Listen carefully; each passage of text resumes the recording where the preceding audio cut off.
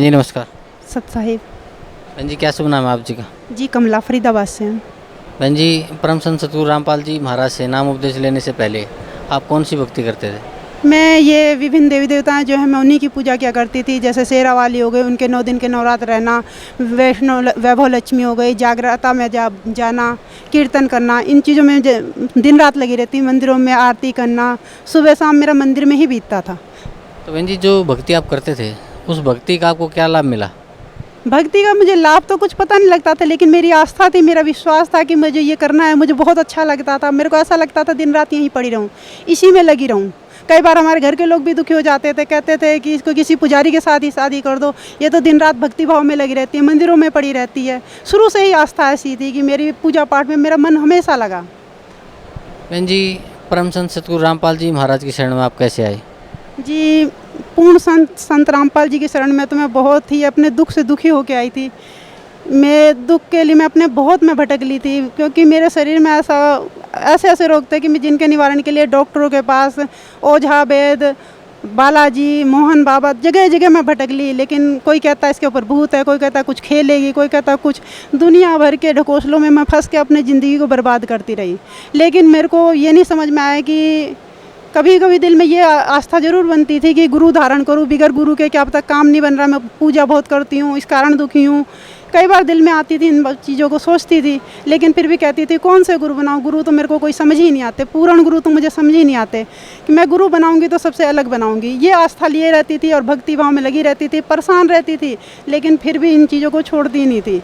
मैं सब जगह भटक ली और डॉक्टरों के चक्कर लगाते लगाते मैं हार गई। हमारी एक मुँह बोली भाभी थी, उन्होंने मुझे देखती थी, बहुत मुझे समझाती थी कि कमला ऐसे ऐसे वहाँ पे पूर्ण संत आए हुए हैं, ऐसे ऐसे वहाँ पे सब दुखों का अंत हो जाता है, चल वहाँ। लेकिन मेरे ऊपर तो कुछ देवी देवताओं का या घर के देवी देवताओं की बाधाएं, ऊपरी भूत प्रेत का साया था कि मुझे कुछ किसी की बात समझ ही नहीं आती थी। मैं कहती थी सब अपनी अपनी बड़ाई किया करते हैं, किसी भी ग्रंथ को खोल के देख लो, रामायण में राम बड़े हैं, कृष्ण में कृष्ण बड़े हैं, सभी अपनी अपनी गाथाओं को गाते हैं।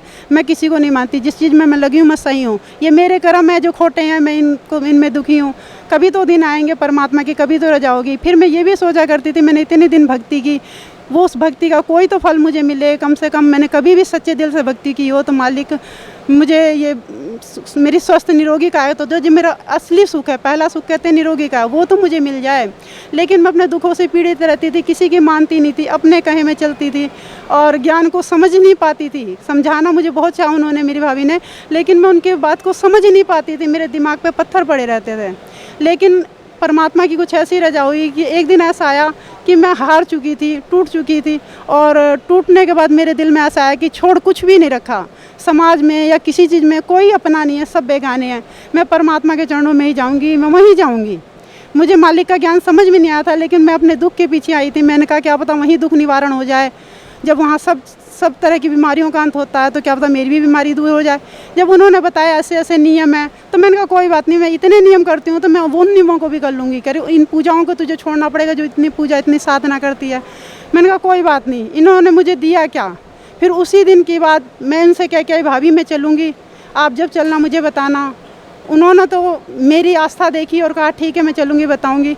लेकिन मेरा मन कच्चा है, अंदर ही अंदर टूटता रहता है। उसी समय की बात है, उसी रात की बात है कि पड़ोस में आग लग गई, और आग लग गई और बहुत बुरी तरह आग लगी। सब लोग जग गए, जगाने गए, लोग आग देख देख के बेहोश हो गए। और मैं मंदिर अपना देख कर, क्योंकि मैंने मंदिर की पूजाएं छोड़ दी थी, मैं दिन रात जोत बत्ती करती थी, अपने घर में मंदिर बना रखा था, तो मुझे ऐसा लगता कि मंदिर खाने को दौड़ रही है, मैं इसमें जोत बत्ती नहीं करी। जब मैंने आग को देखा तो मुझे ऐसा लगा कि तेरे ऊपर ये आपदा आई होती तो तू किसको पुकारती, ना तो तूने गुरु बनाए, ना तो देवी देवता की पूजा करती, तू करती क्या? फिर ऐसी आपदा तेरे ऊपर आती तो क्या करती? फिर ये निष्कर्ष अपने दिल में लिया कि होगा, जो आएगी देखी जाएगी। अब मैं निर्णय करके, निश्चय करके ही इस पूजा को अपनाऊंगी, या तो गुरु धारण करूंगी या तो इनकी भक्ति ही करूंगी। परमात्मा की कुछ विशेष रजा हुई, मालिक की कृपा हुई, मालिक को बुलाना था। उन्होंने उसी रात को भाभी को भेज दिया कि कमला हम 1 जनवरी वहीं मनाएंगे। सन 31 दिसंबर 2008 की बात है, हम सब वहाँ से आने को तैयार हुए। रात को ऑटोमेटिक प्रोग्राम बना कि हमें कल सुबह जाना है। मैंने कहा चलो भाभी मैं चलूँगी, क्योंकि मैं अभी 1 महीना हो गया मंदिर की पूजा नहीं कर रही हूँ और मुझे ऐसा लगता है कि एक निष्कर्ष लेके ही पूजा करूँगी। समय आया, परमात्मा की विशेष रजा हुई जो मैं यहाँ पे आई, लेकिन फिर भी मैं भटकी हुई थी। आके नामदान लिया, गुरुजी के दर्शन किए, लेकिन मेरी एक ही वही थी, क्योंकि मैं ज्ञान को समझ के नहीं आई थी। मेरी एक ही आस्था थी, मेरी बीमारी ठीक हो जाए। जब भी मालिक के दर्शनों में आती, कहती गुरुजी मेरी बीमारी नहीं जा रही, गुरुजी मेरी बीमारी नहीं जा रही।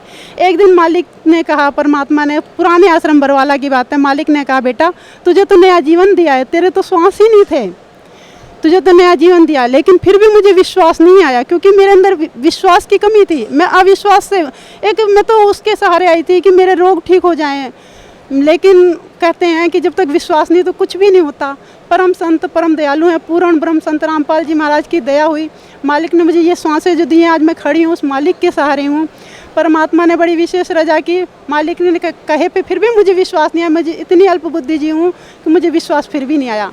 मैं आकर के अपने भगत जी से कहती हूँ कि गुरुजी ने मुझे ऐसे ऐसे कहा, तो उन्होंने कहा सही होगा, परमात्मा ने कहा है तो, क्योंकि उनको वो आए थे, उनको ज्ञान को समझ के उन्होंने नाम लिया। मेरे को ज्ञान समझ में नहीं आया, मेरे दिमाग में तो देवी देवताओं का बोझ था, और क्या कहते हैं घर के ऊपरी देव देवता थे, बाधाएं थी, भूत प्रेतों का साया था या क्या भी था, मुझे नहीं पता। परमात्मा की मेहर मुझ पे धीरे धीरे हुई, मालिक का ज्ञान मुझे धीरे ही समझ में आया। कम से कम मुझे 1.5 साल लग गया था ज्ञान समझने में।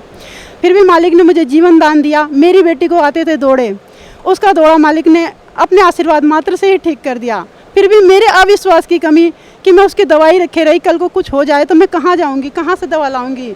उसको कई बार दौड़े आते थे, इंजेक्शन भी नहीं, सुई इंजेक्शन डॉक्टर लगाते थे तो इंजेक्शन भी उसके अंदर नहीं जाया करता था, एकदम पत्थर सा शरीर हो जाता था। मेरे अंदर अविश्वास इतना था कि मैं क्या बताऊँ। मैंने लड़की की दवाई 1 साल तक संभाल के रखी। फिर मैं परमात्मा की विशेष रजा हुई, मुझे थोड़ा थोड़ा ज्ञान समझ में आया, और मेरे अविश्वास को परमात्मा ने बहुत अच्छे ढंग से निकाला। क्योंकि मुझे ये नहीं समझ में आया कि मैं तो रोज़ ऐसी ही रहती हूँ, मालिक ने कैसे कह दिया मुझे जीवन दान दे दिया। मुझे इस बात का समझ नहीं आया कि मालिक तो कहते हैं जीवन दान दे दी, तेरे सांसें शेष नहीं थी, और मेरे साथ तो कुछ बीता भी नहीं, और मैं जैसी हूँ वैसी हूँ। फिर परमात्मा ने इस चीज़ को दिखाने के लिए मुझे दोबारा से एक बार फिर मैं बीमार पड़ी। उस समय मेरे अंदर ब्लड कुछ भी नहीं रह गया था, एकदम से नीली सी पड़ गई थी, हाथ पैर कँपाते थे, खड़े होने की हिम्मत नहीं थी। डॉक्टर के पास जाती, किसी कोई बताता कि पेट में टीबी की गांठें हो गई हैं, कोई कहता पथरी है, कहीं किसी चीज़ का इलाज करा रही हूँ, कहीं किसी चीज़ का इलाज करा रही हूँ। मैं डॉक्टरों के चक्कर लगाने लगी, फिर से मैं दौड़ा भागी करने लगी, मुझे कोई बेनिफिट नहीं मिल रहा। मैं फिर हर तरह से हारते मेरे को समझ ही नहीं आ रहा मैं क्या करूँ। मेरे को फिर डॉक्टरों ने जवाब दिया कि भाई तुम्हारी बीमारी का कोई इलाज नहीं, तुम्हारे तो इतने सारे रोग हैं और खून है नहीं शरीर में। भाई सभी डॉक्टरों ने, कोई मतलब किसी डॉक्टर के पास जाऊँ, वेदों के पास जाऊँ, किसी भी डॉक्टर के पास जाऊँ, कोई इलाज संभव नहीं हो पाया। फिर परमात्मा की विशेष रजा हुई, डॉक्टरों ने जवाब दिया था तुम्हारे शरीर में खून नहीं। मेरा दिमाग ऐसा बदला कि जब खून नहीं तो मैं खड़ी कैसे हूँ, मैं चल फिर कैसे रही हूँ, मैं लोगों से बहस कैसे रही हूँ।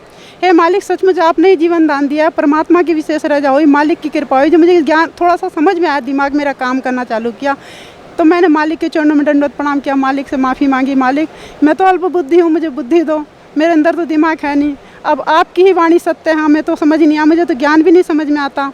फिर मालिक की मेहर हुई, 1.5-2 साल में मुझे ज्ञान समझ में आया, और अब मुझे परमात्मा को पूर्णतः ज्ञान अच्छी तरह से समझ में आता है। और मालिक से कहती हूँ, ये मालिक अब अपने चरणों में रखना, भी कभी मत भटकाना मुझे। बहन जी, भक्त समाज को क्या संदेश देना चाहते हैं आप? भगत समाज को तो मैं यही संदेश दूंगी कि सभी भाई बंधु जहाँ भी हैं, हम क्या करते हैं, हम झूठे आवभाव में फंसे हुए हैं। जैसे मैं फंसी थी देवी देवताओं के चक्कर में या किसी और, हम झूठे आवभाव को जब तक नहीं छोड़ेंगे, इतने विश्व में इतने गुरु बन गए हैं कि किसी गुरु को समझ पाना ही बड़ा कठिन है कि किसकी शरण में जाऊं, क्योंकि वो पूर्ण थे ही नहीं, समय ही नहीं आया था। 5505 वर्ष बीतने पे ही जब परमात्मा की वाणी थी वो तभी सत्य हो सकती है, समय से पहले कुछ नहीं होता। तो तारणहार परमात्मा 5555 वर्ष बीतने पे ही आते, उनकी वाणी जो लिखी थी वो सत्य तभी होती। और ये जो गुरु पद पे बैठे हैं सब ये झूठा ज्ञान दे रहे हैं, इनको किसी गुरु को मतलब पूर्णतः ज्ञान है नहीं, क्योंकि इस चीज़ को अब मुझे समझ में आया, पहले मैं नहीं समझती थी इस चीज़ को।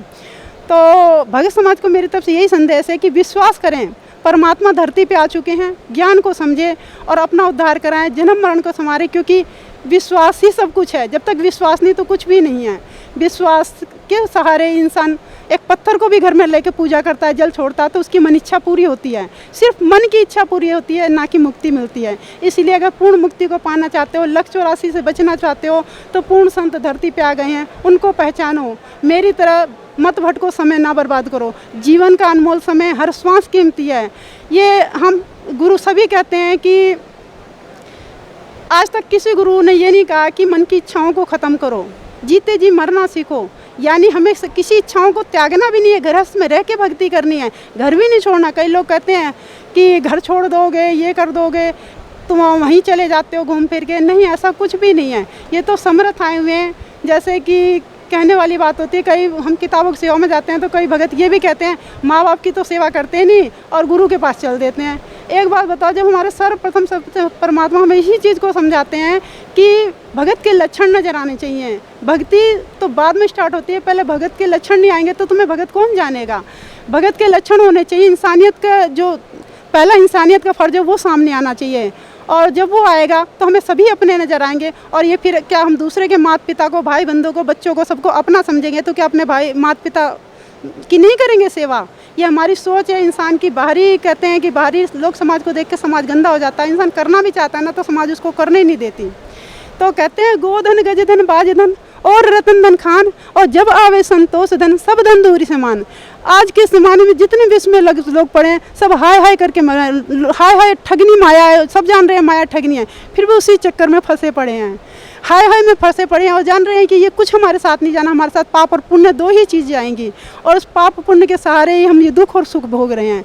सच्चाई को जानते हुए भी हम भटक रहे हैं, और ये संतोष का खजाना ये पूर्ण संत धरती पे जो आए हुए हैं संत रामपाल जी महाराज, वो ही दे सकते हैं। और किसी गुरु के पास ये समर्थता है ही नहीं, क्योंकि ये हमें सद्बुद्धि देते हैं और सच्चा ज्ञान प्रदर्शित करते हैं। 4 वेद, 6, 7, 18 पुराण, हिंदुओं के जो पवित्र शास्त्र हैं उनके आधार पर हमें प्रमाणित करके ज्ञान को समझाते हैं। कुरान शरीफ, बाइबल जो सिखों के धर्म ग्रंथ हैं, सारे ग्रंथों को खोलकर एक ही प्रमाण दिखाया कि सच्चाई एक ही है, सबका मालिक एक है। हम कहते ज़रूर थे लेकिन हमने आज तक जाना नहीं था, आज हमने उनको जाना है, समझा है। तो मेरी भक्त समाज से यही प्रार्थना है कि जिस तरह से मैंने समय बर्बाद किया, अपना समय ना बर्बाद करो, परमात्मा को पहचानो और अपना मोक्ष कराओ, लक्ष्य 84 में ना भटको। मेरी भक्त समाज से यही प्रार्थना है कि अब देर ना करें और सतलोक आश्रम, जिला हिसार, चंडीगढ़ रोड बरवाला में आकर के एक बार, सिर्फ एक बार मात्र देखने के उद्देश्य से आएँ और आकर के ज्ञान को समझें और परमात्मा को अपनाएं और अपना मोक्ष करवाएं। धन्यवाद आपका, बहुत बहुत धन्यवाद।